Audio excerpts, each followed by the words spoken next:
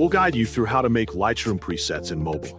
Quick disclaimer, skipping a single step will affect your final result, so you need to follow this step-by-step guide carefully. If this guide helpful, don't forget to like and subscribe. First, don't forget to comment if you still need our help or want to ask something, and we will reach you as soon as possible. Second, open Adobe Lightroom Mobile on your device to begin creating a custom preset. Once the application has opened, import the photo you want to edit into your library. After the photo has been imported successfully, open the photo in the Edit workspace to access all available editing tools.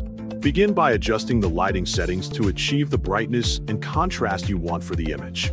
Modify the exposure, highlights, shadows, whites, blacks, or other lighting controls until you are satisfied with the overall appearance.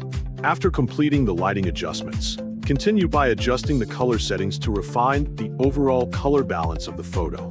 Modify the temperature, tint, vibrance, saturation, or any other color controls until the image matches your preferred editing style.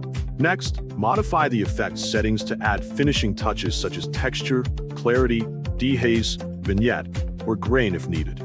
Continue refining these settings until the photo has the desired look.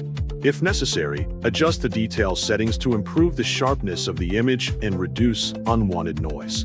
Review the overall appearance of the edited photo and make sure all adjustments work well together before saving them as a preset. Once you are satisfied with the final edits, tap the three-dot menu located in the editing interface to open additional options. From the available menu, select Create Preset to save your current editing adjustments. After selecting this option, enter a preset name that will help you identify it later.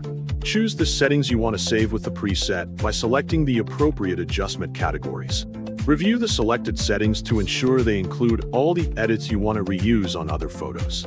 Next, tap the check mark to save the preset to your Lightroom mobile preset collection.